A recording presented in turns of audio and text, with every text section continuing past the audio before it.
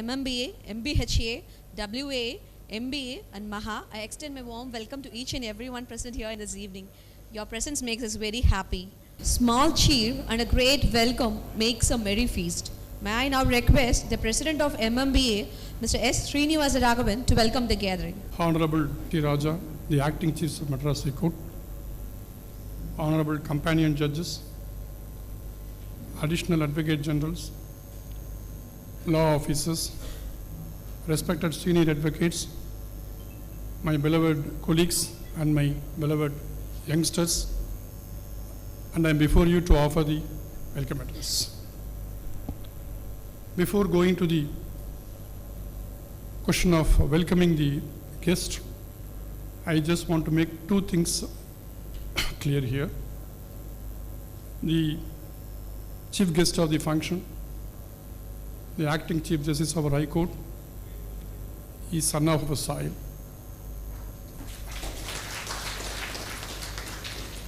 Hailing from a village called Thenur near Madurai, and having his schooling and college education and law at Madurai, and practiced initially at Madras High Court and shifted to Supreme Court, and had served the Madurai bench as an Additional Advocate General, and then elevated to the High Court, and then becoming the Acting Chief Justice is something very unique, not everybody can achieve. So for this achievement, we are very proud to be here to welcome Honorable Mr. Justice T. Raja to these functions. So welcome, sir. One more thing I just want to welcome. Mr. Venkatramana, Senior Advocate, mentioned in the morning the importance of the village called Thenur. Many of us know that Mahatma Gandhi chosen to don the loincloth only at Madurai. Door number 125 Westmost Street, where he stayed, was the place where he changed his clothing from the full-fledged clothes to the loincloth. But the reason was the village called Thenur. Our Honorable Chief Guest, when he was addressing the Gandhi Museum at Madurai, once fondly recalled that when the train Gandhiji was traveling from Madurai to Chennai, halted for some reason, must be crossing at Thenur, the Mahatma was able to see the villages around the field with poor minimum clothing. He asked his fellow colleagues, congressmen, who explained that was the dress code of the villages in India that made Gandhiji to decide to give up his usual clothing and to don the loincloth. The importance of the event was made realized by us only by our Honorable Chief Justice acting when he was addressing the Gandhi Museum at Madurai. Thanks to Mr. Venkatramana for remembering this one. So that city is Thenur has got one more cherished things to say. And from MMBA personally, I got two things to say about our Lordship. When MMBA was founded in 2005, His Lordship was serving as an advocate Delhi Supreme Court, and along with our founder President Isaac Mohanlal, I remember that he was instrumental and helpful in making the association founded. Every time when I speak about Justice Raja, Mr. Isaac Mohanlal will fondly remember his contribution to MMBA, so MMBA feels proud of your Lordship's contribution. And secondly, he is also an academician. In the year 2018, when MMBA invited him for the Queen Designee lecture series, his lecture is still available on YouTube. I may request the advocates to go through. He has delivered an exuberant lecture in the new Land Acquisition Act called the Fair Compensation Act. It's another dimension of his Lordship. And from my point of view, individually, privately, when I was holding the webinar series during the lockdown period, His Lordship was very kind enough to address the webinar over the Zoom platform under the topic of the beauty and lacuna of the Constitution of India, and it has got the highest readership and viewership in the YouTube channel. So, my Lordship is also known to be an academician. We are proud to have him, the son of the soil, as the Acting Chief Justice. So, with this small note, I welcome His Lordship, the companion judges, Additional Advocate General, all the law officers, senior advocates, my dear friends, to this function. Thank you. Being crisp is the heart of any art. I thank you to the one who mastered it. It is not the title that honor a person, it is the person who honor the title. In order to honor such a person, on behalf of all the Bar Association, I request Mr. M.K. Suresh, President in Charge MBA, K.P. Narayana Kumar, General Secretary MMBA, D. Anbarasu, Secretary MBHAA, P. Krishnaveni, General Secretary WAA, and R.B. Parirajan, Secretary MAHA, to honor our Acting Chief Justice of Madras High Court, Honorable Mr. Justice T. Raja, with a memento.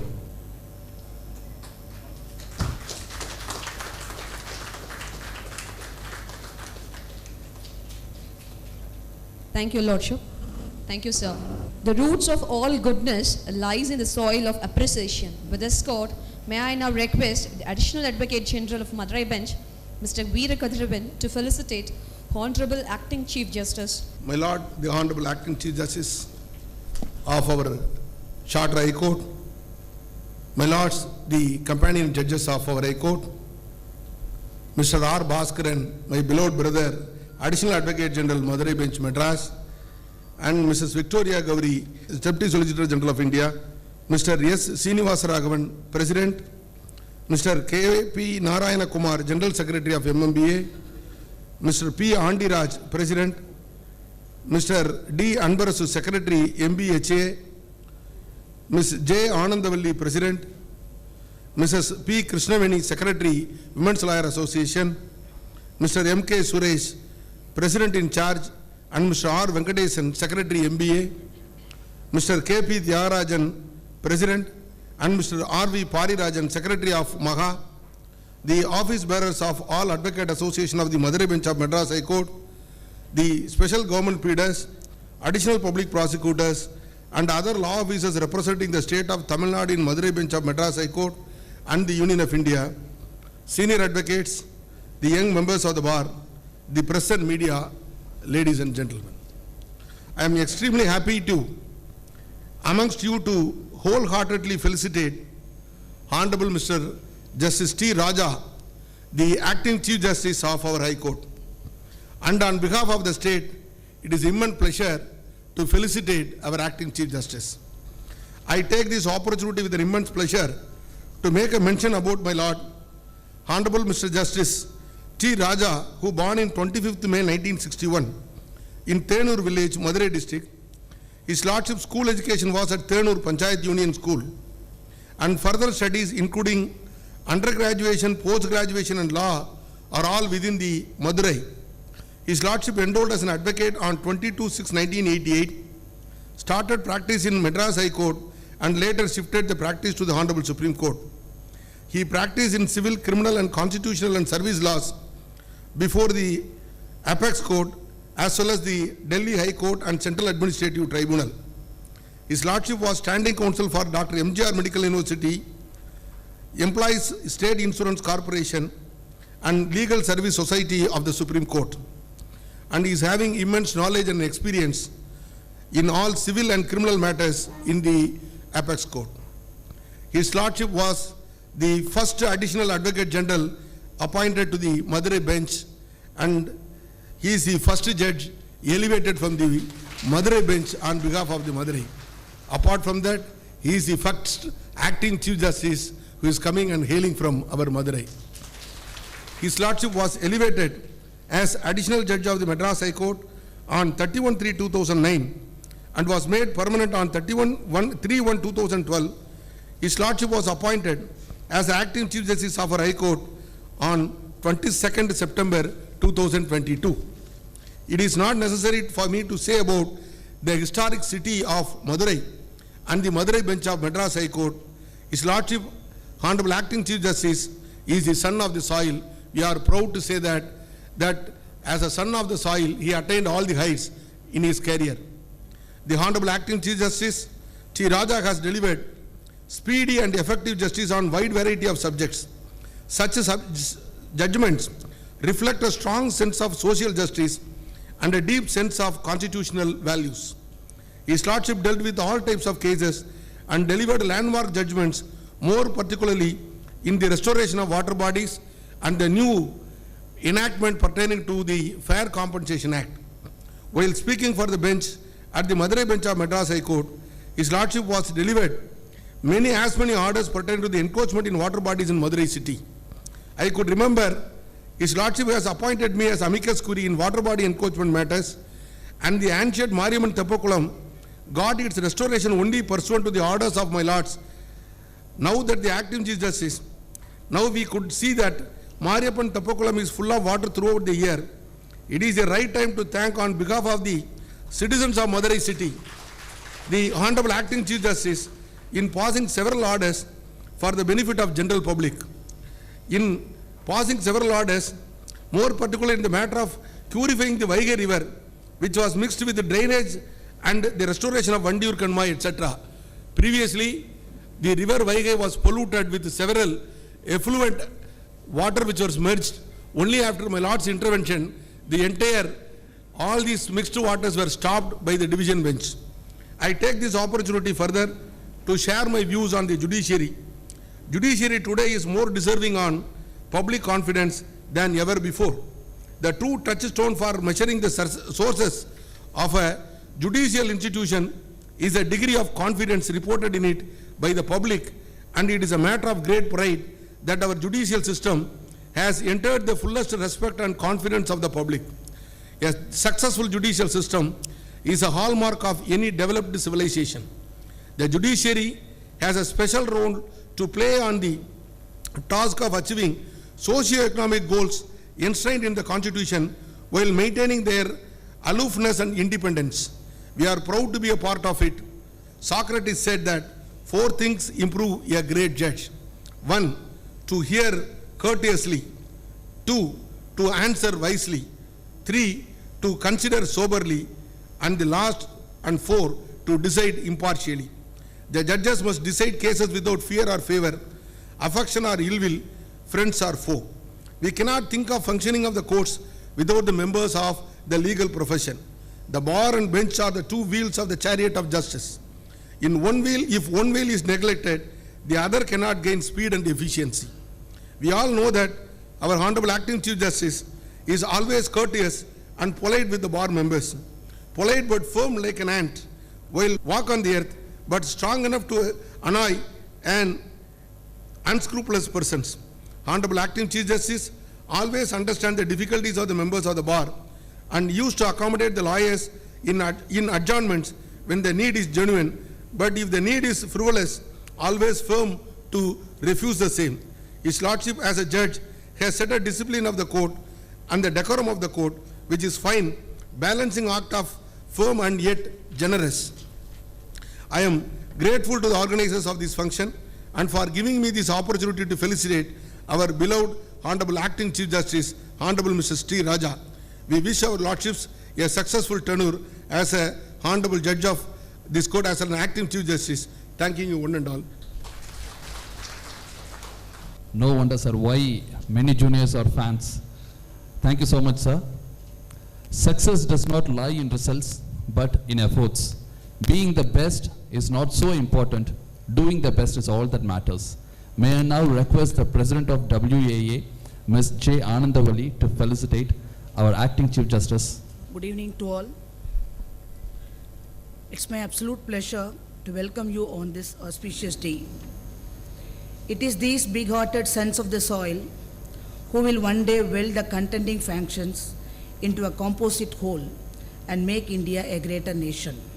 Yes, I am honored to felicitate the son of our soil, our Honorable Acting Chief Justice T. Raja.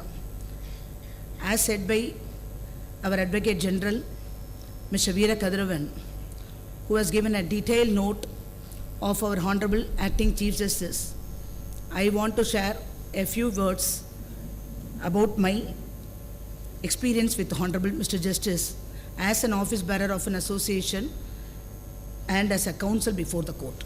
Honorable Acting Chief Justice was a very kind judge, and as an Advocate General, when he has come in the year 2008 in Madurai bench, I had the opportunity to meet him along with Justice Nisha Banu for our office association functions. the same way the learned judge was at that time, how he greeted us and welcomed us when he has gone to his chamber. The same way, the same thing learned judge is following even till day after he became an acting Chief Justice of Madras High Court. A very soft-spoken judge and a concern for the bar. His Lordship sat in the last vacation court. The applications of the lawyers for APP examination has been rejected by the Tamil Nadu Recruitment Board on the ground that the certificates issued by the association leaders of the Madurai bench cannot be accepted as they are not, the court is not a criminal court. On behalf of the advocates, writ petitions have been filed and I had the opportunity to appear before the learned judge. The interesting thing is, the learned judge was having a division bench on that day. I made a personal request to the learned judge saying that since the examination is taking place at Chennai, unless and until an order came to be passed by the court on that day, it is difficult for them to go to Chennai and have a briefing time, because we advocates till the end of the after completing our office work, we have to go to Chennai, then we have to prepare for the writing the examination. Learned judge immediately said, yes, I will take into consideration a request. But the astonishing factor is, the acting Chief Justice has cancelled the division bench sitting at the afternoon and heard the bench, the single judge matter first, giving priority to these writ petitions and grant an order for all the advocates who has filed the writ petition, making them to write the written examination.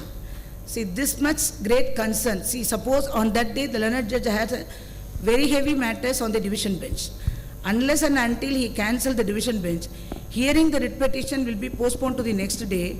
Definitely, it is difficult for the bar to go to Chennai and write the examination. This is how the concern the learned judge has got so far as the bar is concerned. Particularly, I can say, being the son of the soil for the Madurai advocates. Learned judge has given a speech on the constitution in our association. It has had a lot of views. WA has got a YouTube channel. Learned judge has spoken on the constitution. On that day, people were astonished that this much of a speech Justice Raja can do in an association. People are shocked. Then I understand all the associations started inviting Justice Raja. I can take this pride on behalf of WAA that we had a great opportunity to invite Justice Raja to have a speak in our association. It is a great pleasure to felicitate Honorable Acting Chief Justice. I am happy on behalf of WAA and on behalf of all the association to felicitate our Honorable Acting Chief Justice. Thank you. Thank you, ma'am. Ambition is a path to success. Persistence is the vehicle you arrive in. With this court, may I now request the President of MBHAA, Mr. P. Andiraj, to felicitate Honorable Acting Chief Justice. A very pleasant good evening to everyone, more particularly the honorable judges who they are present here, and dear members of the bar, and our beloved senior counsel Mr. Ajmal Khan, and other senior counsels, and my brother Advocate General Veera Kadravan, and my close colleague, member bar counsel Mr. Thalai Muttarasu, and everyone who they are present here. I respectfully welcome our Honorable Acting Chief Justice Mr. T. Raja on behalf of our bar and people of Madurai and as well as Goddess Meenachi. Our Lordship has set the standard of excellence through his working style in the office of the Chief Justice. We all believe that it is very difficult to hold the office of Chief Justice because being a chief requires a lot of qualities. The courage to act and control common man and get the cooperation from the colleague judges and commitment to the cause of justice. We found that all the great qualities our chief has got it. Not only that, we are proud to say that our chief has belongs to our land and bar. In such a way, we are always proud. Not only that, our chief is known for simplicity, always looking in a smiling face. This is more particular for our young lawyers. Even today, even in the morning we discussed in our bar, even young lawyers are admiring the judgments rendered by our Lordship, which are very sound in law and intellectual. Besides securing the law, the justice being believed through our honorable judges, our chief is working tirelessly to keep the people's faith in law. The great philosopher Aristotle said that the rule and law must have been in the hands of God or to the hands of the intellectuals. There is no doubt. It is safer hands of our chief.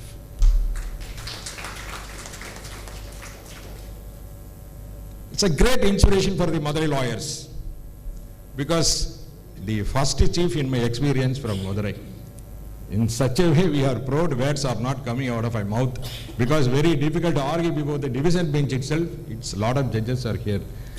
So very tough for me. On behalf of myself and everyone here, we make a prayer to the goddess Meenakshi. எங்களுடைய தலைமை நீதிபதி அவர்களுக்கு நீண்ட ஆயுளையும் ஆரோக்கியத்தையும் செல்வங்களையும் வழங்க வேண்டும் என்று வேண்டி விடைபெறுகிறேன். வணக்கம். The man who is known for hitting sixes, not just only in the pitch but also in the mic. Thank you so much, sir. Success is not a straight line and it never will be. May I now request the President of MAHA, Mr. K.P. Tyagarajan, to felicitate our Honorable Acting Chief Justice. வீழ்ச்சியுறு தமிழினத்தில் எழுச்சி வேண்டும், விசையொடிந்த தேகத்தில் வன்மை வேண்டும், சூழ்ச்சிதனை வஞ்சகத்தை பொறாமைதனை தொகையாக எதிர்த்து தூள் தூளாக்கும் கால் சிந்தை மரச்சீரல் மிகவும் வேண்டும், கடலை போல் செந்தமிழை பெருக்க வேண்டும் என்ற பாவேந்தனின் பாடலை முன்னுரையாக வைத்து உலகிற்கு எங்களை உய்வித்தார் போற்றி, மகிழுடன் மன நிறைவுடன் வாழ்வித்தார் போற்றி, நன்னறி வாழ்ந்த நல்லோரே போற்றி, முன்னறி தெய்வங்களாம் முழுமுதற் கடவுளாம் அன்னையும் பிதாவும் ஆசிரியரும் போற்றி போற்றி என்று என்னுடைய பெற்றவர்களை வணங்கி, வானுயர்ந்த கோபுரங்களை தன்னகத்தை கொண்ட கோவில்களை விட இந்திய திருநாட்டிலே சுட்டி காட்டுகின்ற அளவிலே விளங்கி கொண்டிருக்கின்ற மதுரை உயர்நீதிமன்ற கிளையை அலங்கரித்துக் கொண்டிருக்கின்ற மாண்புமிகு நீதியரசர் பெருமக்களே, வருகை விருந்திருக்கின்ற அரசு கூடுதல் தலைமை வழக்கறிஞர் வீரகதிரவன் அவர்களே, பாஸ்கரன் அவர்களே, அனைத்து சங்கங்களுடைய பொறுப்பாளர்களே, மூத்த இளைய வழக்கறிஞர் பெருமக்களே, தமிழகத்தின் சிறிய மாவட்டமாக இருந்த மதுரை மாவட்டத்தில் ஒரு அழகிய சிறு கிராமம், அங்கே ஒரு 10-20 வீடுகள், எப்போதோ ஒரு பேருந்து வந்து செல்வதற்கு ஒரு சாலை, அங்கே வானுயர்ந்த தென்னை மரங்கள், அங்கே கண்ணு கட்டிய தூரம் வரை கரும்பச்சை நிறத்திலே பூமி தாய் சேலை அணிந்திருக்கிறாள், பக்கத்திலே ஆறு ஓடுகிறது. அந்த ஊரிலே ஒரு விவசாயி, காலை கதிரவனின் கண்கள் பூமியிலே படுவதற்கு முன்னால் அந்த விவசாயியினுடைய வியர்வை அந்த மண்ணிலே படுகிறது, உழைக்கிறார். தாய் தன்னுடைய பிள்ளையை பள்ளிக்கு அனுப்பிவிட்டு அவர் அங்கே இருந்து தன்னுடைய கணவருக்கு கஞ்சி கலையத்தை சுமந்து கொண்டு வருகிறார். அவரோடு மாலை மயங்குகின்ற நேரத்தில் வரையிலும், வெண்ணிலா வெளிச்சம் காட்டும் வரையிலும் அவர் அங்கே வேலை பார்க்கிறார். வீட்டுக்கு செல்கிறார்கள். உச்சி மோந்து பள்ளிக்கு சென்ற குழந்தையை அவர்கள் அரவணைத்து அதற்கு உணவூட்டி அதோடு படுத்து உறங்குகிறார்கள். அந்த குழந்தை ஆரம்ப கல்வியை அங்கே முடித்துவிட்டு பசுமலைக்கு பறந்து வருகிறது. அங்கே இருந்து மதுரை கல்லூரியின் மண்டபத்திலே நுழைகிறது. அதற்கு பின்னாலே சட்டக்கல்லூரியிலே வட்டமிடுகிறது. அதற்கு பின்னாலே கருப்பு அங்கி தன் மேலே போர்த்தி கொண்டு சென்னையிலும் டெல்லியிலும் போராடி கொண்டிருக்கிறது. டெல்லியிலே இரவு நேரத்திலே கூட புத்தகத்தை எடுத்து படித்து தன்னுடைய மூத்த வழக்கறிஞர் வைத்தியநாதனிடமிருந்து பாராட்டை பெற்ற அந்த குழந்தை ஒரு நாள் தமிழ்நாட்டுக்கு வருகிறது நீதியரசராக. இன்றைக்கு அந்த குழந்தை மதுரை சென்னை உயர்நீதிமன்றத்தினுடைய பொறுப்பு தலைமை நீதிபதியாக பொறுப்பேற்றிருக்கிற மாண்புமிகு நீதியரசர் டி. ராஜா அவர்களே, 1961ஆம் ஆண்டு ராமச்சந்திர ஐயரும் ராஜமன்னாரும் இந்த சென்னை உயர்நீதிமன்றத்தின் தலைமை நீதிபதியாக இருந்தார்கள். அதற்கு பின்னாலே 69 மாண்புமிகு நீதியரசர் வீராசாமி அவர்கள் தலைமை நீதிபதியாக வந்தார்கள். அதற்கு பின்னாலே 76 மாண்புமிகு நீதியரசர் கைலாசம் அவர்கள் தலைமை நீதிபதியாக வந்தார்கள். அதற்கு பின்னால் 79 முகமது இஸ்மாயில் அவர்கள் தலைமை நீதிபதியாக வந்தார்கள். அதற்கு பின்னால் 33 ஆண்டுகள் கழித்து தமிழாய்ந்த தமிழன் ஒருவன் இன்றைக்கு தலைமை பொறுப்பை ஏற்றிருக்கிறார். அதனால் நாங்கள் பெருமைப்படுகிறோம். இன்னும் சொல்ல போனால் மண்டை கணத்தோடு நின்று கொண்டிருக்கிறோம். ஏனென்றால் நீங்கள் சாதாரண ராஜாவாக நாங்கள் எண்ணி பார்க்கவில்லை. இந்த மதுரை பாண்டி மண்டலத்திலே நீங்கள் முத்திரை பதித்திருக்கிறீர்கள். ஏனென்றால் இந்த பாண்டி மண்டலத்திலே தான் சோமசுந்தர பாரதியார் பிறந்தார். இந்த பாண்டி மண்டலத்திலே தான் இலக்கோனார் பிறந்தார். இந்த பாண்டி மண்டலத்திலே தான் மாணிக்கவாசகர் பிறந்தார், குமரகுருவரர் பிறந்தார். இந்த பாண்டி மண்டலத்திலே தான் வேலுநாச்சியார் பிறந்தார். இந்த பாண்டி மண்டலத்தில் குயிலி பிறந்தால் அத்தகைய வரிசையிலே நீங்கள் இன்றைக்கு இடம்பெற்றிருக்கிறீர்கள் பாண்டி மண்டலத்தை பெருமை சொல்வதற்காக. ஆகவே இந்த சமுதாயத்தில் மட்டுமல்ல, நீங்கள் ஒரு ஏழை குடும்பத்திலே பிறந்து எங்களுக்கெல்லாம் ஒரு கனவு இருந்தது. ஏனென்றால் இதுவரை நாங்கள் எல்லாம் 1979க்கு பின்னால் வெளியே இருந்து வந்த மாணிக்கங்களுக்குத்தான் வரவேற்பு கொடுத்திருக்கிறோம். ஆனால் இந்த மண்ணிலே விளைந்த வைரத்திற்கு இன்றைக்கு வரவேற்பு கொடுத்துக் கொண்டிருக்கிறோம். அது எங்களுக்கு நெஞ்சத்தை கிள்ளிக் கொண்டிருக்கிறது. உண்மையிலேயே பெருமையோடு சொல்லுகிறேன், நீங்கள் பொறுப்பை ஏற்றதற்கு பின்னால் ஏதோ நாங்களே சீச்சி ஆகிவிட்டதை போல உணர்கிறோம். காரணம், நீங்கள் எங்கள் ரத்த சொந்தம். வெளியேந்து வந்த நீதிபதிகள் எல்லாம் எங்களுக்கு ரத்த சொந்தம் அல்ல, ஆனால் நீங்கள் என்னுடைய ரத்த சொந்தம். ஆகவே அந்த சொந்தத்தின் அடிப்படையிலே தான் இன்றைக்கு நாங்கள் பெருமையோடு உங்கள் முன்னால் நின்று கொண்டிருக்கிறோம். ஆகவே வானுயர்ந்த கோபுரங்கள் அங்கே இருக்கின்றன. அங்கே மீனாட்சி ஆட்சி செய்கிறாள், அங்கே சொக்கநாதர் ஆட்சி செய்கிறார். இந்த தேனூரில் பிறந்த இந்த மனிதருக்கும் ஆண்டவன் அருள் கிடைக்கும். ஆனால் ஒன்றை மட்டும் நான் குறிப்பாக சொல்லுகிறேன், தேனூர்காரர்களை சாமானியமாக நினைக்காதீர்கள். ஏனென்று கேட்டால், நான் முதலாக வழக்கறிஞனாக வந்த பொழுது 1973ஆம் ஆண்டு நான் எடுத்த முதல் வழக்கு தேனூர் சேர்ந்ததுதான். அதனால் தான் எனக்கு கொஞ்சம் பாசம் அதிகம். இரண்டாவது என்னவென்று சொன்னால், தேனூர்காரர்கள் மிகவும் புத்திசாலிகள். அதை யாரும் மறுக்க முடியாது, அவரே மறுக்க மாட்டார். உதாரணம் சொல்கிறேன். ஏனென்றால் எங்கேயும் யாரும் ஆக்கிரமிக்க கூடாது, ஆற்றை ஆக்கிரமிக்க கூடாது, புறம்போக்கிடத்தை ஆக்கிரமிக்க கூடாது, எதையும் ஆக்கிரமிக்க கூடாது. ஏனென்றால் அது அரசின் சொத்து. ஆனால் வைகை ஆற்றின் நடுமையிலே ஒரு மண்டபத்தை கட்டி தேனூர் மண்டபம் என்ற ஒரு பெயரை சூட்டி 100 வருஷங்களாக ஆக்கிரமித்து வைத்திருக்காங்க. அவர்கள் எவ்வளவு புத்திசாலிகளாக இருக்க வேண்டும் நினைத்து பாருங்கள். வேறு எந்த ஊர்க்காரர்களாவது ஆற்றினரில் மண்டபம் கட்ட முடியுதா? ஆனால் தேனூர்காரர்கள் கட்டிவிட்டார்கள். இன்றைக்கும் கள்ளநகரம் சரி, மதுரை மீனாட்சியும் சரி, ஆற்று திருவிழா கொண்டாடுகின்ற நேரத்தில் தேனூர் மண்டபத்தை பற்றி பேசுகிறார்கள். ஆக ஒவ்வொரு நாளும் தேனூர் மண்டபத்தை உச்சரிக்கின்ற வகையிலே இன்றைக்கு ஒரு மண்டபத்தை கட்டி அங்கே அவர்கள் இருந்து கொண்டிருக்கிறார்கள்.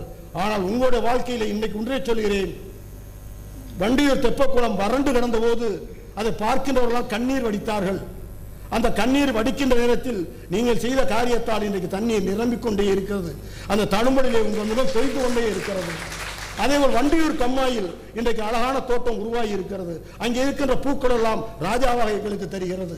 ஆகவே இத்தகைய நல்ல காரியங்களை செய்த நீங்கள் தொடர்ந்து நீங்கள் இருக்கின்ற காலம் வரையிலும் இந்த தலைமை நீதியாக இருக்க வேண்டும் என்பதை என்னுடைய ஆசையை ஆண்டை மீனாட்சி நிறைவேற்றி தருவாள் என்ற நம்பிக்கையோடு நன்றி கூறி விடைபெறுகிறேன். நன்றி, வணக்கம். ஐயா தியாகராஜன், நீங்கள் தியாகத்துக்கும் மட்டும் அரசன் அல்ல, தமிழுக்கும் தான். Hon'ble Mr. Acting Chief Justice T. Raja was born on 25th of May 1961 in Tenur village, Madurai district. His lordship has his early education till 8th standard in Panchayat Union School, Tenur. His higher secondary was at Pasumalai and PUC at Vakbod. He completed his UG degree in arts and his masters in social work at Madurai. He completed his law degree at Madurai Law College. His lordship got enrolled in the year 22/6/1988. He started his practice in Madras from June 1988 and was associated with the senior advocate Mr. Thiru C. Selvaraj. After 2.5 years of his practice, he shifted to Hon'ble Supreme Court. His lordship practiced in civil, criminal and constitutional laws. He served as standing counsel for Dr. MGHAA Medical University for about 10 years in Hon'ble Supreme Court. He was also a standing counsel for ESI before the principal bench and Central Administrative Tribunal, New Delhi. He was also practicing at both in Delhi High Courts and Supreme Court. He served as Supreme Court Legal Service Society. He was appointed as Additional Advocate General at Madurai Bench of Madras High Court on 9/2/2008 and became a Judge of Madras High Court on 31/3/2009. And now he has appointed as an Acting Chief Justice. With these few words, may I now request the Acting Chief Justice of Madras High Court to take over the podium and deliver his acceptance speech.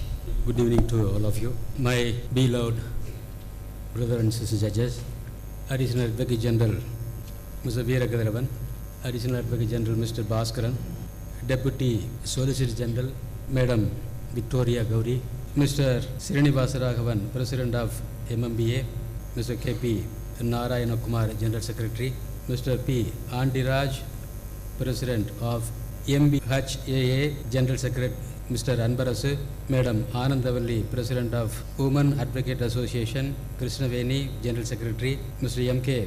Suresh, President of MBA, In Charge President, Mr. Venkateshan, Secretary, Mr. K.P.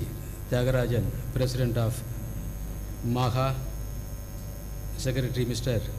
Parirajan. I know all of you except few of you. If I mention the names of every one of you, I don't think that the evening time will be sufficient. So therefore excuse me for not mentioning all of you. Senior members of the bar, it is in fact a momentous occasion which I may not be able to forget in my life. Registrars and other officers of our High Court, no doubt you people have organized a wonderful felicitation function today to only praise me. But I have been here for the last 13.5 years as a judge of the great High Court. Many people, including my brother judges, used to tell me there are few terrible judges in our Madras High Court. Maybe one, you may be one among them. But today I am able to see that that statement may not be correct.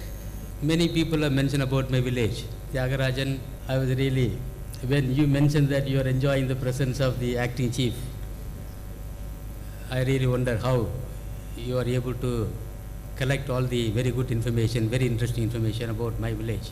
No doubt, my village is one of the special villages in the state, in the country. You know why? For the last 200 years, if I am right, no one can sell PD, cigarette, and more importantly today, as a judge, I have been sitting, and the moment I'm just going to divulge one very important and secret information to you. If any petition comes before me to close down the Tasmak shop, without even looking into the body of the affidavit which has been filed in support of the prayer, we always inclined to accept the prayer and used to allow the writ petition because we don't want the Tasmak shop. The reason is this: in my village, the unwritten constitution is this, the unwritten rule of law is this, that no one can sell BD or cigarette. We have number of shops, but when Mr. Tyagarajan was mentioning only 20 houses, but we have more than 1,000 houses. 1,000 houses. In fact, the voters are all more than 5,000 voters. So it's not a small hamlet, but it's a reasonably a good village. So in my village, nobody can sell PD or cigarette. Even today, it is being respectfully followed by all the villages, number one. More importantly, no one can open up any wine shop. No one can open up any liquor shop anywhere within the territory of my village. The credit will not only go to one family member, but it goes to every members of every villages in my village. Today, even today, we don't come across any problem of the public nuisance created by the smokers or the drunkards creating problem everywhere. I used to see in the TVs, the women folk used to come and then stage dharnas, process, and they used to take out a process and protest to close down the Tasmak shop. But that incident never occurs in my village. The reason is because very simple. Everybody realizes nobody wants to open up or want to make any money by selling either cigarette or the PD cigarette or by selling this liquor. It's a great important thing which I must tell you. The impact today is, I am not a smoker. My neighbors are not smokers. I am a teetotaler. My neighbors are also like that. So it shapes a person's personality to a great extent. That is one aspect of my village. The second aspect is our Srinivasa Raghavan was also mentioning. Gandhi became Mahatma Gandhi. Maybe for several reasons, but one partial reason is my village also. When he was in South Africa. When he went to South Africa, like you, a activist lawyer, when this gentleman was sent out from Porbandar by his own family members, because after coming down from England, he was just practicing in Bombay High Court and also in Porbandar district courts. But he was not able to speak properly. He mentioned in his autobiography.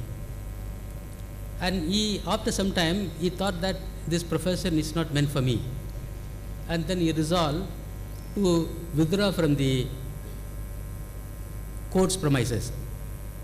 I was able to go to Bombay High Court frequently. One day, I just had some time. I went into the museum that is being maintained by the Bombay High Court. Like the Madras High Court, we are also maintaining one museum in our Madras High Court.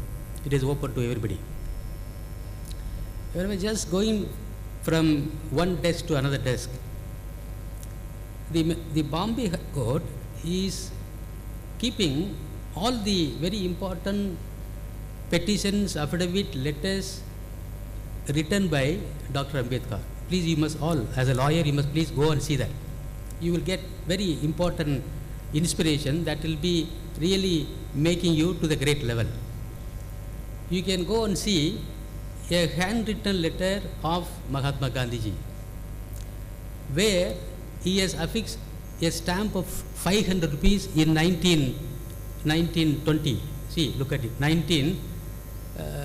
22, 24. Dr. Ambedkar also has, in his own handwriting, has made a letter seeking a permission to practice in the Bombay High Court. When I was just looking into all these things, he has spent 500 rupees affixing stamp over there. But what happened? He decided not to practice in the Bombay High Court. His elder brother said, all right, if you are not going to practice in the legal profession, do one thing. I have my family friend who is having a wonderful business trade in South Africa. Can you go there and be an advisor? The gentleman went over there. After going there, he started taking up some public interest matters, and then whenever he comes across any violation of the human rights, liberties, unnecessarily interfered with, he used to file a petition. The result is, the Indians living in South Africa, foreigners living in South Africa, Tamilians living in South Africa started going to him in search of advice. And he became a popular leader, popular lawyer. And I do not want to say other important aspects, but I will come back to Mr. Srinivasa Raghavan's, making a mention about Mahatma Gandhiji. The Congress president in those days, Gopalakrishna Gogole, he was a person just watching what is happening in South Africa.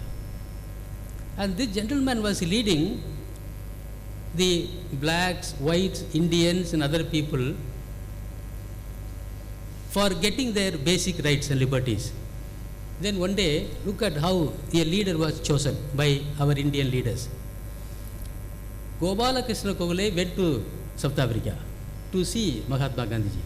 That time he was only Gandhi. He went to South Africa, stayed there, watched his practice, how he is moving, how he is doing, how he is working with other people, helping with other people. After landing in South Africa, he came to know that this man has completely dedicated for the welfare of the other people. Therefore, he said, to lead India, to lead the Indians' freedom movement, he said, Gandhi should be invited to India. And then he has invited, passed a resolution, and then formally he has invited Mahatma Gandhi to come back to India. Then he resolved and they decided to quit the profession in South Africa, came to India. And then he said, now you have come to India and you have to take care of this, the freedom movement. But before getting into this politics, do one thing, go around the whole country, either by road or by rail or by your, whichever the way it is convenient to you. Please come around the whole country. Study the culture, civilization, habit, customs, usage of many people. Do not take any decision within this 1 year time. Come around the whole place. Gandhiji, accepting this great leader, he was just coming by train. When he was coming, by train, he was just passing through my village. It was only one, railway track. It was stopped. On both sides, if you just, visit my village, you can see the railway track is just in between the agricultural fields. He was just looking at the people. Maybe during this cultivation time he was coming. People were all working because generally people, the farmers, the people who are all cultivating on the land, they will not be wearing any upper shirts. After seeing this thing, he said, yes, to be a real, genuine and true leader, I should also become one among these people. Therefore, he has resolved to take away his the upper shirt. He came to Madurai, one place where he sat down over there and he removed the shirt. From then onwards, he decided not to wear the shirt. That has made him a Mahatma Gandhi. So that is a great background, the historical background of my village. Coming back to the Felicitation program. Friends, today I am standing as a guest. But I must tell you one thing, that recently I was just reading a newspaper. There I come across one article. That article said, in Mudumalai forest, they have counted the number of tigers. They said 283 tigers are all there. I just question, as a lawyer, as a judge, how is it possible to go nearer to the tiger and then count and come to a conclusion that in Mudumalai tiger sanctuary, this number of tigers are there. And then recently I went to Kaziranga, that is in Assam, just last week. You are all invited to take part in Chief Justice's conference, 2 days conference. Supreme Court judges came and then all the Chief Justices, second judges were all invited. We went there. 2 days program. One of the topics chosen in that conference was, what is the role of judiciary in maintaining this sustainable development? We need forests. Similarly, on the same way, simultaneously, we also need industries. So without compromising with the interests of the forest, environment, how to safeguard, how to promote the industry also. That is what the topic. And then the animals living in that forest, the birds living in that forest also became subject matter of discussion.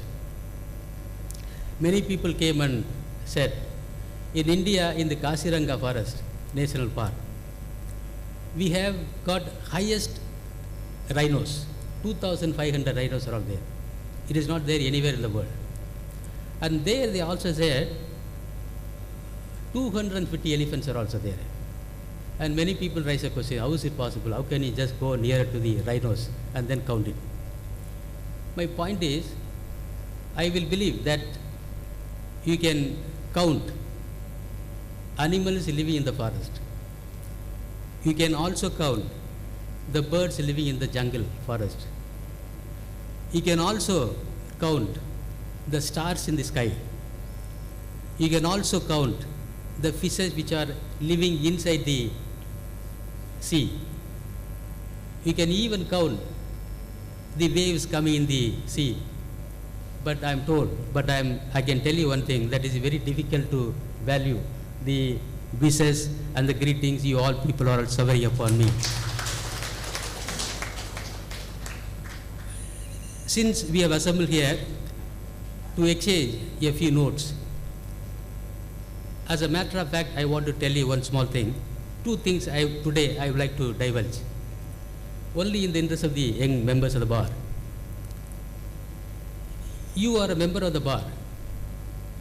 You must keep in mind all the time, till your last breath, these two things in your mind, in your heart. If you follow it up, I can tell you 100% you will be able to succeed in your life and you will be able to reach the pinnacle.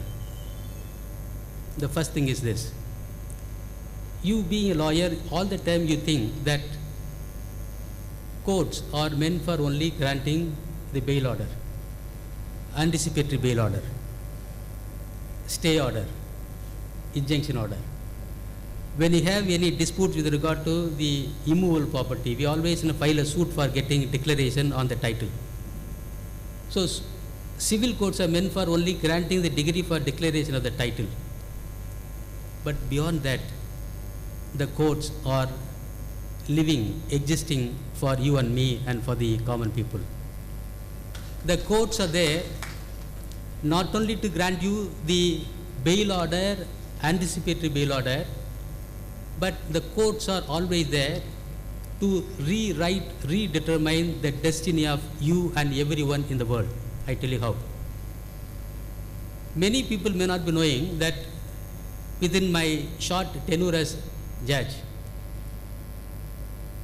lawyers, they used to file a petition. You're all coming here, taking the instructions, taking the wakalatnama from their client. But you must know one thing, that people will be coming to the court. See, when we have a problem, when we have a problem which cannot be resolved by a doctor, a problem which cannot be resolved by anyone, any one of your well-wishers, generally we will be going to court, going to the temple. We will be going to the temple with the folded hands. He will be standing and praying, making so many prayers before the God. My so-and-so member in my family, wife or father, mother or children are having this problem. Please come and bless this soul. And then we will come back, and then whenever you find time again, you will be visiting the temple. But do you know one thing? The temple also will come to court via the lawyer. Many cases I can list out, but I list out few cases.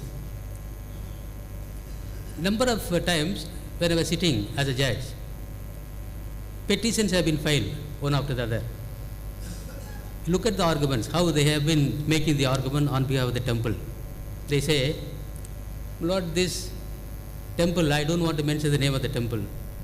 This temple in South India, in Tamil Nadu, is one of the richest temple and richer than Balaji temple, Tirupati Balaji temple. But the movable and immovable properties have been completely knocked away by various people whosoever is coming as a trustees, coming as the management, coming into the management. And this temple is having huge extent of lands, and all the lands have been leased out to the lessees, with the belief that these lessees would be paying monthly rent or the monthly lease amount to the temple. But what happened? Whosoever has come to take away the land belonging to the temple, they don't pay the lease, they don't pay the rent. The result today is the temple has been closed down. And the more importantly, we do not have sufficient money to buy lamp. We do not have money to just light up the land. When there is no lamp lighted inside the shrine, inside the sanctum sanctorium, what will happen to the temple? And if there is no sufficient money to pay to the priest, pay to the pujari, the pujari will not be coming to maintain the temple. If there is no one to clean up the temple, what will happen to the temple? temple will be always emitting very bad smell. And then the meaning of temple, the name of the temple will completely lose its vigor. Therefore, they say the lands belonging to the temple has been completely leased out to the lessees, but the lessees are not paying the money. Unless you redeem the property and give back to the temple may not be able to keep the door open. And people may not, the devotees may not be able to go back to the temple. The court, the lawyer will have to work out a strategy.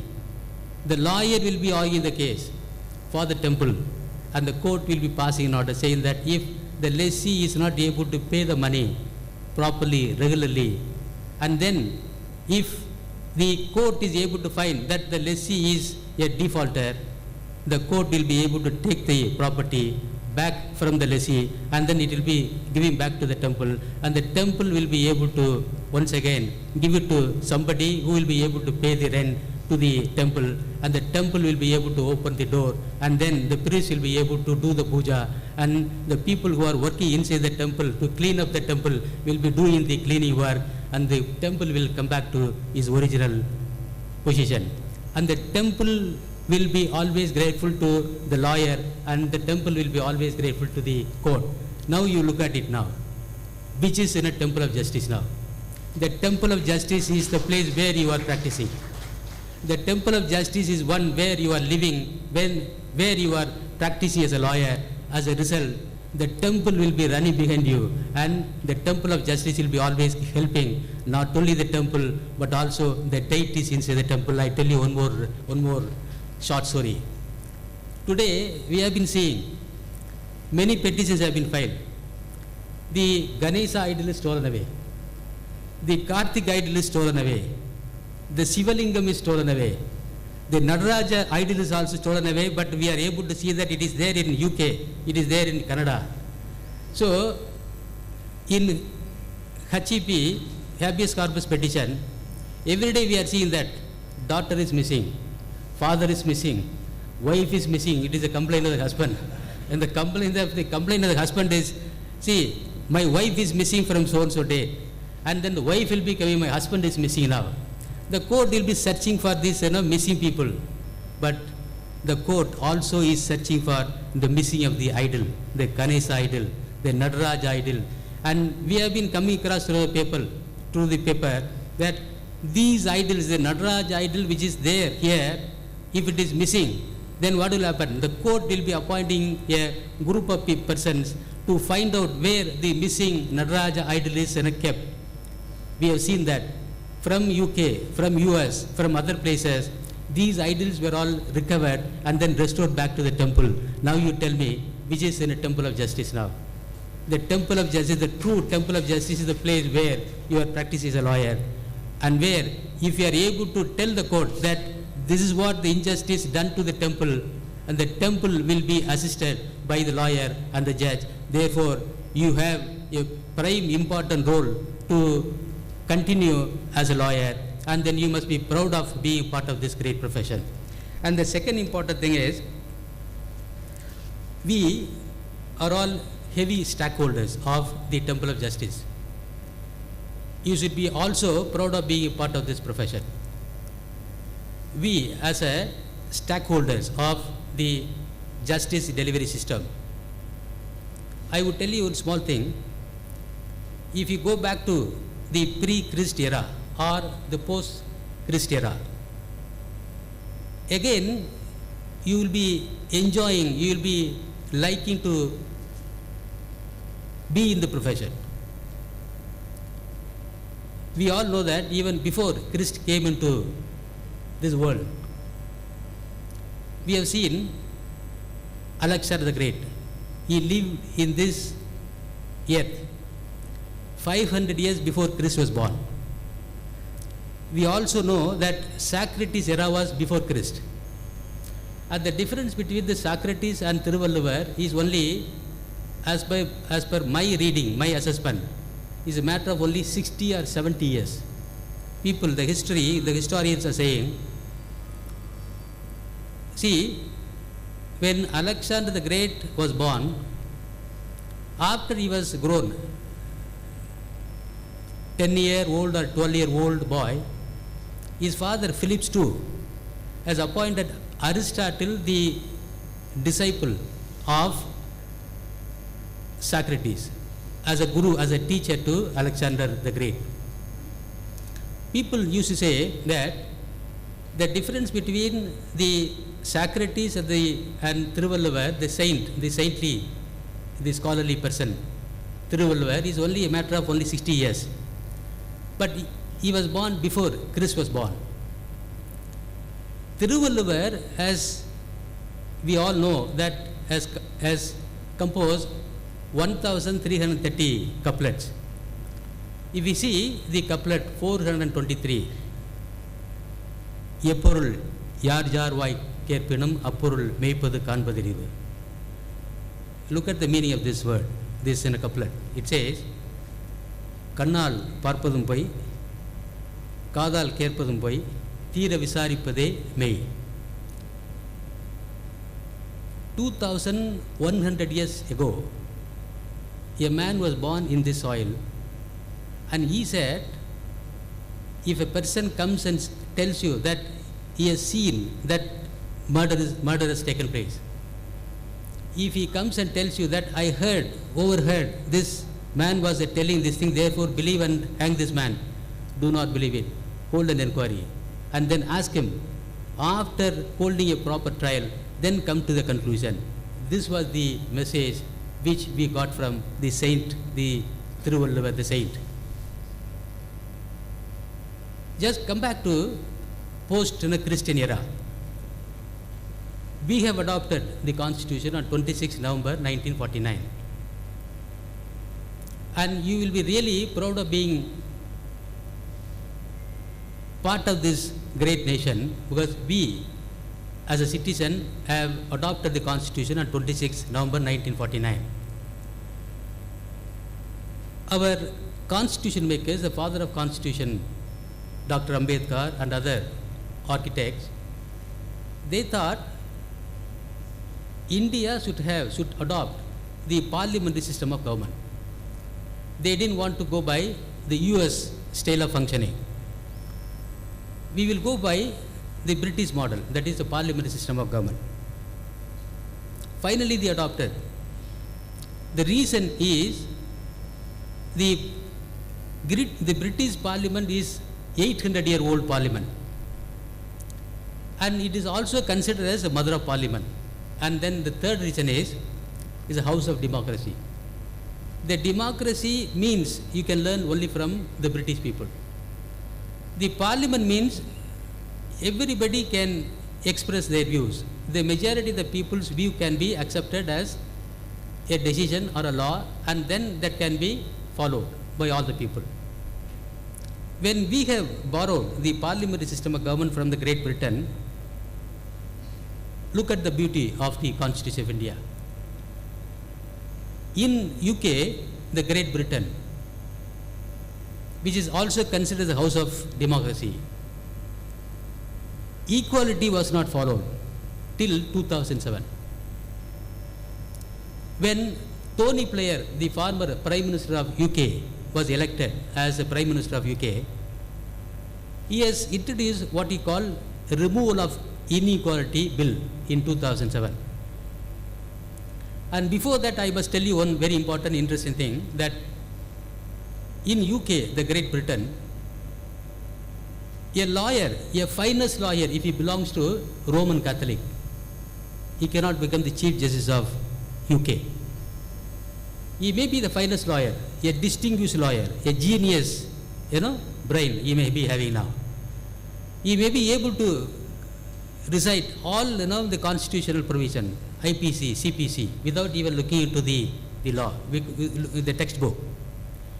But he will not be made as a judge, and he will not be made as a Chief Justice of UK. Look at the problem. There, the Chief Justice of UK means Lord Chancellor. Here we call the Chief Justice of India. But when this inequality principle, a Roman Catholic man cannot become the Chief Justice of India, Chief Justice of UK. But this inequality in making a man, all people, as Chief Justice, as Lord Chancellor, was completely taken care of it by passing a removal of inequalities bill 2007. We have borrowed the parliamentary system of government from the Great Britain.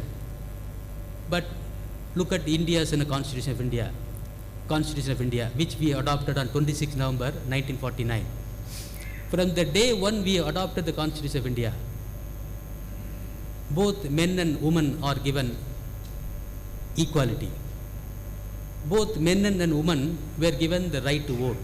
Once you attain the age of 18 years, you are entitled to cast vote. You are entitled to contest, either in the Panchayat election or MLA election or MP election, whichever the election, even for the presidency election, deputy prime minister election, deputy vice president election, whichever the election.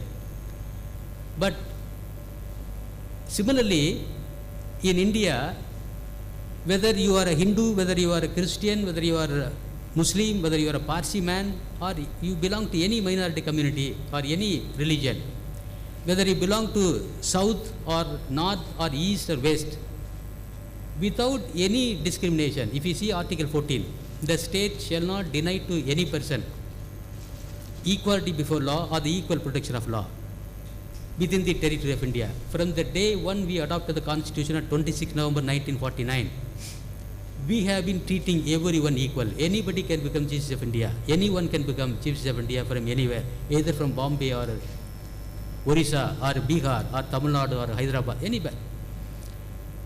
When we have borrowed a part of the system from the Great Britain, we stood as a teacher, we stood as a guide to even the mother of parliament, the house of democracy. That is one thing, one beauty of the Constitution. The second important thing is, if you go to the great US, which we consider as the first superpower in the world, they also, similar to us, adopted the Constitution in the year 1786. In the year 1786, when they have adopted the Constitution, look at the beauty of our Indian Constitution. They have not treated men and women equally. Today, we say the US is the first superpower in the world. But look at the problem. They have never treated men and women equal. The problem continued for 130 years. People took out procession, protested every nook and corner of the US. There was almost a Cold War erupted. Ultimately, they introduced the 19th Amendment in the year 1920. In 1786, the Constitution came into existence in US. But only by introducing what we call the 19th Amendment, that was in the year 1920, they have said that yes, like men are also entitled to cast their vote. Women are also entitled to contest in any election, either from the local election or the higher election like MP election or MLA election. We stood as a role model. We stood as a guide and teacher to even to US. Because from the day one we adopted the Constitution on 26 November 1949, we have treated both men and women by virtue of Article 14 of the Constitution of India. And if you just go to South Africa, in South Africa, the same problem has arisen. Women were not treated equally. Again, the same problem. Every nook and corner, people started protesting, taking out procession, demanding the right to vote, right to contest in the elections. Look at the very interesting aspect in the country. As a student of law, you must know. Therefore, I am just taking time to explain to you.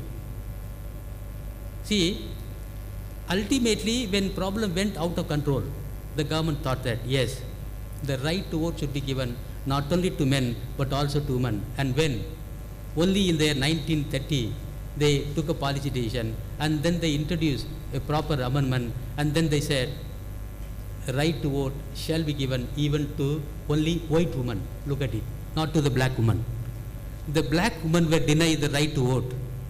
When the right to vote was given to the white woman in the year 1930, the black women were completely neglected. And then the problem continued for another 63 years. After 63 years, the right to vote was given equally to men, women, white women, black women. But come back to India. In India, we have the constitution adopted on 26 November 1949. From the day one we have adopted the constitution, we have been treating both men and women equally. Today, if I want to tell you one very interesting aspect, if you go to the subordinate judiciary, 63% of women are occupying the decorating the chairs of the Temple of Justice. Only 35% are men occupying or decorating the subordinate judiciary. The credit goes only because of the Article 15. We stand always as a role model. We always stand as a teacher to the entire world, pioneer. Therefore, be proud that you are a lawyer. Be proud that you are part of the greatest profession in this world. And we always see, today you being a lawyer, don't think that only judge alone can do some miracles. Judge will be sitting only in the chair. Unless you bring a cause of action to the judge, judge may not be able to pass an order, may not be able to pass a degree or a judgment. We do not know what is happening in Karyapatti. We do not know what is happening in Theni. When you are able to bring to the court that this is the temple is closed down because the idol is missing for the last 10 years, the shrine is closed, there is no sanctum sanctorium. Therefore, do some inquiry and then find out how this idol has been missing. Court will be able to form a committee. Court will be able to pass a direction, directing the state government, central government and the local, body. And then they will be going into the matters. Finally, the court will be able to restore the temple back to its original position. The credit will go to only the lawyer, and then some of the credit only will be going to the judges. What I am going to say, what I wanted to say, the message is, today as a lawyer, you must be feeling proud of being a part of the great profession. But there is one risk which I also must indicate to you. Today, the legal education has undergone a very big change. In those days, we can just go into a law college, get a degree, and then we can practice. Today, what is happening today is, if you go to see the Kanpur, the Gorakhpur IIT, in Gorakhpur IIT, Calcutta, West Bengal, a law faculty has been opened up. In the law faculty, you know what is the admission criteria? In IIT Kharagpur, West Bengal, if a person wants to get admission into law courts, he should be an engineer. If you are only a +2 student, or if you are a BSc degree holder, BCom degree holder, you will not be given admission over there. Similar to the IIT Kharagpur, 2 more law faculties have been opened up in India, one in Kanpur, UP, the another one in Delhi campus. They are also introducing the same syllabus, saying that if you are an engineer, then you can become a lawyer. If you are not an engineer, you are unfit to become a lawyer. Where you are going to, how you are going to face. If these law students coming out from this IIT Kharagpur, the law students coming from this Nagpur, this Kanpur IIT, and then the law students coming from this Delhi law campus, carrying this BE degree, if they are coming to you and if they are going to argue the matter before you, what will happen to you? How you will be able to draft a petition? How you will be able to file a written submission? The judge will be looking at this gentleman only. Whatever he is asking, then the judge will be granting. Therefore, equip yourself. And you have got so much of thing you must learn. A lawyer under the sun and moon is supposed to know everything. See, I want to tell you only small thing, then I'll rest my speech. See, a patient may be going to a hospital or doctor. If the doctor is not properly treating, or instead of giving a right medicine, he has given a wrong medicine, or instead of just doing a proper surgery, some problem has occurred. As a result, the patient died. The family member who has lost the the beloved family another family member will be coming to a lawyer. There they will be explained to you, when my son or my children were going to this hospital, they were hale and healthy, but they were not able to come back because it was wrongly, the medicine was wrongly administered, medical negligence. So when medical negligence is going to be argued by you on behalf of your lawyer, you are not only supposed to know what is law, but you are also expected to know what is the medical negligence. How do you know? But you must know, for fever what is the medicine you are going to take, for running nose what is the medicine you are supposed to take, for pain what are the medicine you are supposed to take. So you are supposed to know so many things. Therefore don't think that only the law book alone you are supposed to read, and you must read everything. Only then you will be able to become a successful lawyer. Friends, I hope I have taken most of your time, and your clients will be waiting for you in your office with a huge material instruction. So I thank you very much for holding this felicitation function, and I may not be able to forget whatever you all people have spoke in my favor, and then I will try to return you back. When I meet you back, then I will talk to you properly. And then thank you so much for so much of time you people have devoted for organizing this function, for gracing this function. Thank you very much.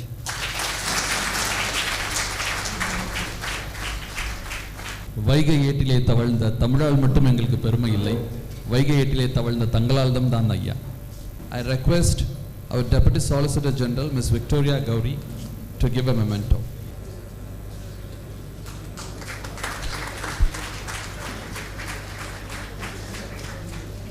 Gratitude unlocks the fullness of life. It turns what we have into enough and more. It turns denial into acceptance, chaos into order, confusion into clarity.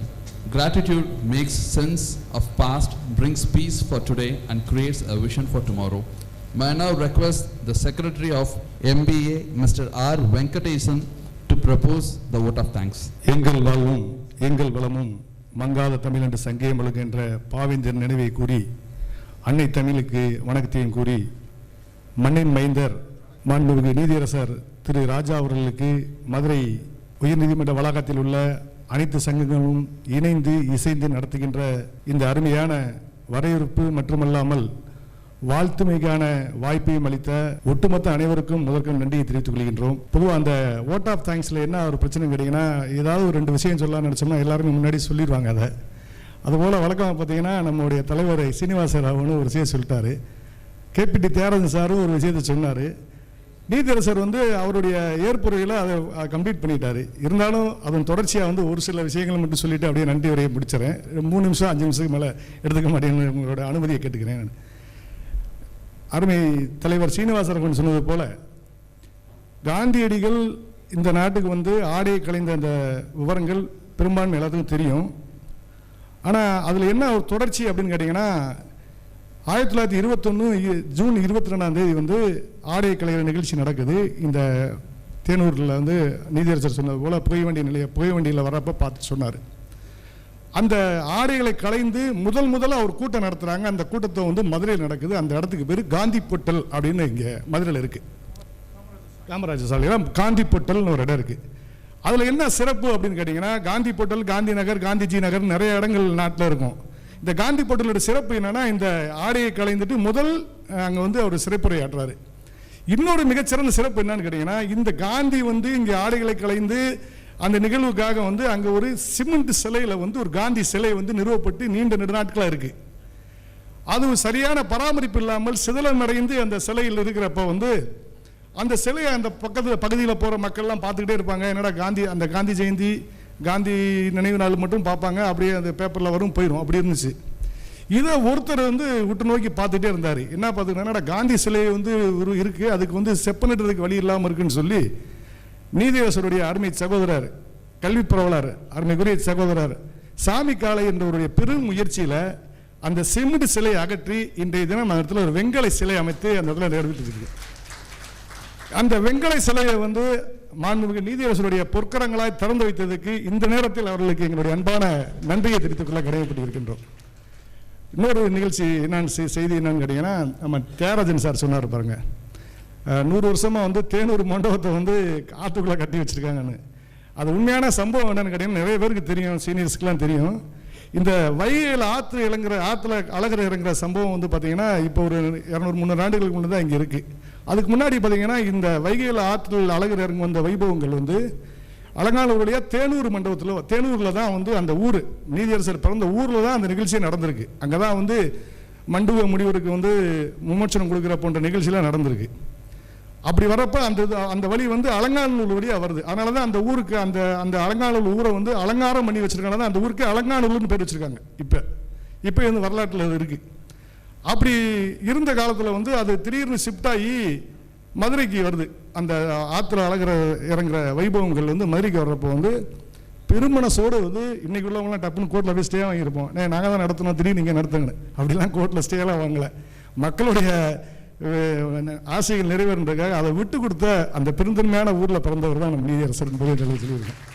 அதன் நினைவாக தான் வந்து தேனூருக்கும் மதுரை வைகை ஆற்றுக்கு என்ன சம்பந்தம்னா அந்த தேனூரில் நடந்த நினைவை வந்து குறிக்கிறது தான் தேனூர் மண்டபம்னு இங்கே ஒரு மண்டபம் இருக்குது. அந்த மண்டபத்தில் இப்போ நம்ம பார்த்துக்கிட்டு இருக்கோம்.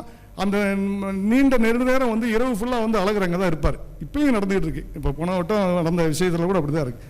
அவ்வாறான ஒரு சிறப்பான ஊர்லேருந்து வந்து இன்றைக்கி வந்து நம்முடைய உயர்நீதிமன்றத்தில் ஒரு பொறுப்பு நீதிபதியாக இங்கே பதவியேற்று நம்மளையெல்லாம் அலங்கரித்து கொண்டிருக்கின்ற, அது மட்டுமல்லாமல் நாங்கள் ஷார்ட் நோட்டீஸில் போய் கேட்டோம், நாங்கள் அனைத்து சங்கங்களும் சேர்ந்து இந்த நிகழ்ச்சியை நடத்துகிறோம்னு சொல்லி உடனே இசைவு கொடுத்து உடனே வந்து இந்த விலையை சிறைத்து கொடுத்துருக்காரு. அவருக்கு எங்களுடைய அனைத்து சங்கங்கள் சார்பாக நன்றி இழந்த வணக்கத்தையும் நன்றியும் தெரிவித்துக்கிறோம்.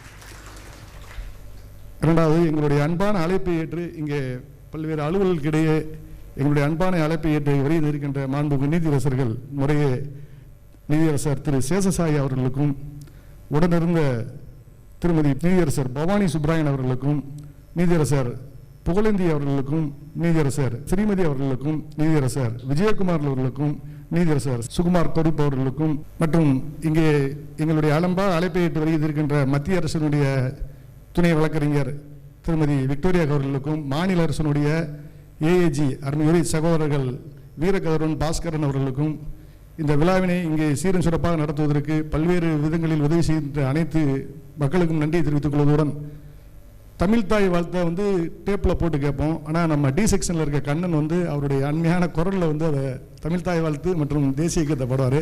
அவருக்கு இந்த நேரத்தில் வந்து ஒரு சிறப்பான ஒரு தேங்க்ஸையும் சொல்லிக்கிட்டு இங்கே வருகை தந்து விழாவை சிறப்பித்துக் கொண்டிருக்கின்ற மூத்த இளைய முன்னாள் இந்நாள் இந்த வருங்கால அனைத்து வழக்கறிஞர் நண்பர்களுக்கும், குறிப்பாக நீதியரசருடைய குடும்பத்திலிருந்து வந்திருக்கின்ற அருமை சகோதரர்கள் சாமிக்காலயன் அவர்களுக்கும் மற்றும் வந்திருக்கின்ற அருமை சகோதரர்களுக்கும், எங்களுடைய இளம் வழக்கறிஞர்கள் மற்றும் பதிவுத்துறையை சார்ந்தவர்கள், இந்த ஏடிஆர் செக்ஷனில் வந்து உதவி செய்திருக்கின்ற பாபு அவர்கள், அவருடன் இணைந்து எங்களுக்கு இந்த உதவி செய்து கொடுத்த எம்சி தம்பி பார்க்குறா, அப்படியே எம்சி வந்து நல்லா பண்ணி கொடுத்த 2 பேருக்கும், இங்கே வருகை தந்திருக்கின்ற அனைவருக்கும் எங்களுடைய அன்பான தலைவர்கள் செயலாளர்கள், அவங்கள நாங்கள் சொல்லணும். ஏன்னா நாங்களாம் சேர்ந்து செய்தனால அவங்களுக்கு ஸ்பெஷலாக சொல்ல வேண்டியதில்லை, நேரம் அதிகமாக கொண்டிருப்பதால் இந்த வந்திருந்து அனைவருக்கும் எங்களுடைய அன்பான நன்றியை தெரிவித்துக் கொள்கிறோம். இது அனைத்து சங்கங்கள் சேர்ந்த ஏற்பாடு செய்த விழா என்பதால் அனைத்து சங்கங்கள் சார்பாகவே எங்களுடைய நன்றியை தெரிவித்துக் கொள்கிறோம். நன்றி, வணக்கம், நன்றி. We thank you to the one who thanked all. Thank you so much, sir. May I now request Special Government Pleader A.K. Manikam sir to honor our chief guest.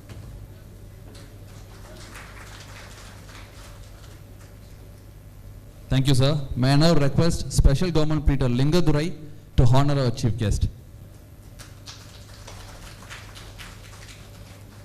Thank you, sir. May I now request the Member of Bar Council Mr. Thalai Muttarasu to honor our chief guest. May I now request a Special Government Pleader Gandhiraj sir to honor our chief guest.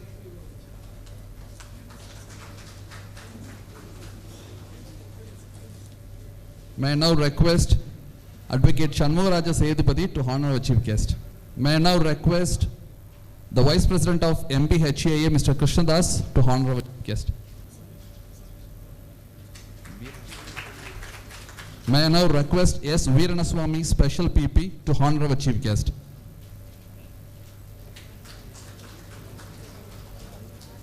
May I now request Samudurai sir to honor our chief guest.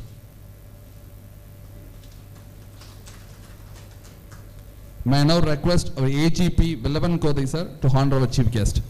May I now request Mr. Alagaram Jodi to honor our chief guest.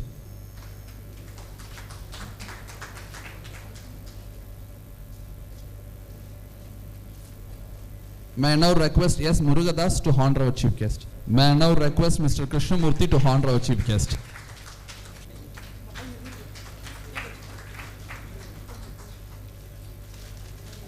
Thank you, sir. Thank you, Lordship.